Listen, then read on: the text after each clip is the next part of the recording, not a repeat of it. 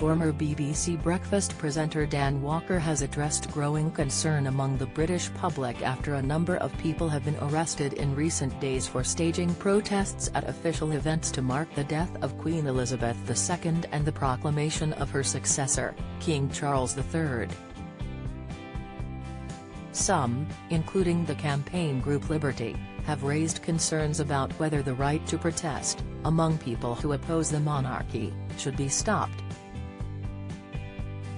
The 5 News broadcaster took to Twitter today and admitted he is torn between those defending their democratic right to protest with those mourning the death of the Queen.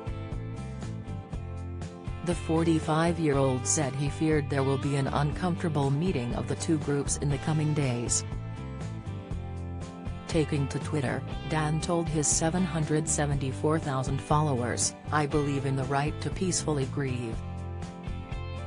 I believe in the right to peacefully protest. I fear there may be a few uncomfortable meetings of the two in the coming days." Social media users rushed to comment on the post, as they shared their thoughts on the ongoing situation. Twitter user @OneWalesFan tweeted, "Grieving in private is one thing. Doing it in public on a publicly funded UK tour invites the public, whose views on monarchy may differ. They can live with it or grieve behind closed doors and curtains. Their call." @FIOP commented, "Democracy is meant to be all the time but just when it suits. It's not peaceful grief though, is it? Taking over our towns and cities, dictating what we can and can't do, cancelling medical appointments, funerals, holidays, immense cost to the taxpayer," argued Colin James. @Julius Cow added, "I'm anti-monarchy, just in principle and per se. I don't think protesting at the funeral is either fair or going to do any good. She has a real family feeling, real grief. But protesting the accession of the next monarch is definitely the right time and place." Others spoke against the protests as they suggested the public should be able to mourn the loss of Her Majesty without disruption. @Old Patio said, "Indeed, Dan. But as Nicola Sturgeon said in the service at St Giles, a time to speak and a time to be silent. Disregarding the feelings of a mourning family is not the right time to speak out against the monarchy."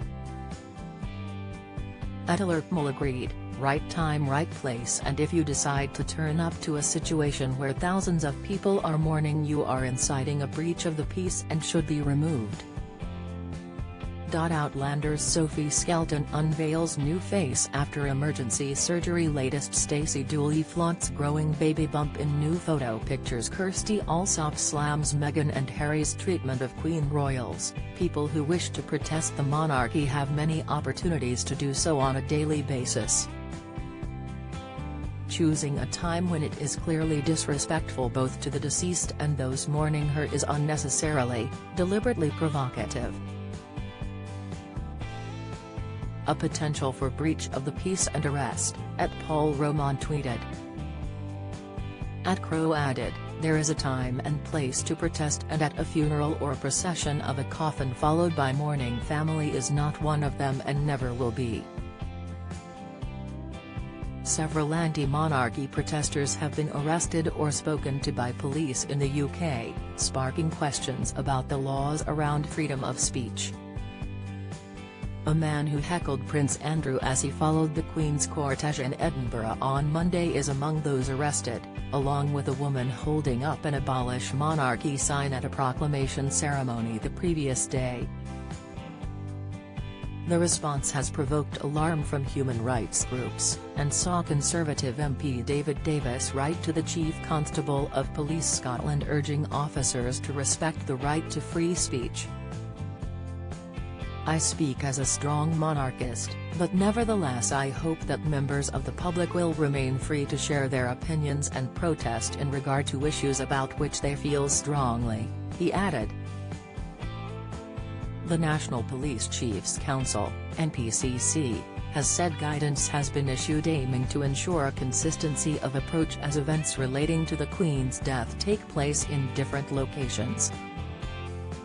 A spokesperson added, "The ability to protest is a fundamental part of democracy and it is a long-established right in this country.